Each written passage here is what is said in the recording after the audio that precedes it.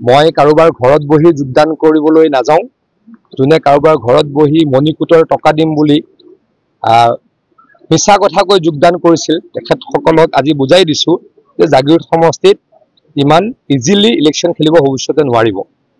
এই যোৱাবাৰ অহংকাৰ কৰা নাই, কোনোবা জিকিছে লাহৰীঘাটৰ ভোটত আৰু ঢিঙৰ ভোটত, ৰূপহীৰ ভোটত কোনোবা জিকিছে, চামগুৰিৰ ভোটত কোনোবা জিকিছে, কিন্তু জাগিৰোডত অতি বেয়াকৈ ধাৰাসায়ী হৈছিল। ৭৭,০০০ ভোটত জাগিৰোডত হাৰিছিল। তেতিয়াৰ পৰা এগৰাকী ব্যক্তিৰ মোৰ ওপৰত হিংসা, কিয় জাগিৰোডত ৭৭,০০০ ভোটত হাৰিল। গতিকে সেইগৰাকী ব্যক্তিক ক'ব খুজিছোঁ যে গড় হত্যা আপুনি ৰোধ কৰিব নোৱাৰিলে, আপোনাৰ বিৰুদ্ধে প্ৰসন্ন তৰুঙৰ হত্যাৰ অভিযোগ আছে। আপোনাৰ দিনত আপুনি যেতিয়া শক্তিমন্ত্ৰী আছিল, আপুনি য'ত হাৰি পেলাই নগাঁৱলৈকে পলাবলৈ বাধ্য হ'ল, সেই মাৰ্ঘেৰিটা সমষ্টিত মই সচক্ষুৰে দেখিছিলোঁ যে ইলেক্ট্ৰিক পোষ্ট নাছিল আপুনি শক্তিমন্ত্ৰী থকাৰ সময়ত, তেতিয়া বাঁহৰ খুঁটা আছিল।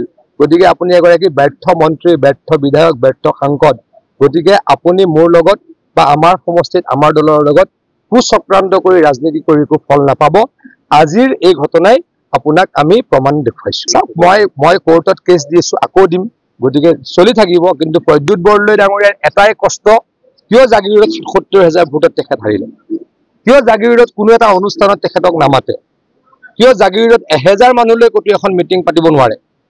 কাৰোবাৰ ঘৰত বহি 20টা মানুহ ফুচুলাই লৈ যায়, আকৌ আজি আহি আপোনালোকৰ আগত কৈ দিলে যে আমাৰ নামঘৰটোৰ, মন্দিৰটোৰ, মণিকূটটোৰ পইচা দিম বুলি কৈ ফাঁকি মাৰি লৈ গৈছিল। আৰু এগৰাকী ব্যক্তি যাক আমি 6 মাহৰ আগত পাৰ্টিৰ পৰা এক্সপেল কৰিছিলোঁ আমাৰ দলৰ বিৰুদ্ধে কাম কৰাৰ কাৰণে, তেওঁতো আমাৰ দলৰ ব্যক্তি নহয়। এতিয়া আমি দলৰ পৰা অব্যাহতি দিলোঁ বা এক্সপেল কৰিলোঁ, তেওঁ আমাৰ ব্যক্তি নেকি?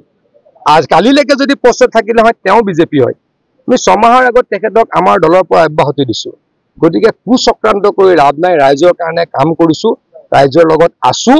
গতিকে আমাক ইয়াতে ভগৱানৰ আশীৰ্বাদত একো কৰিব নোৱাৰে।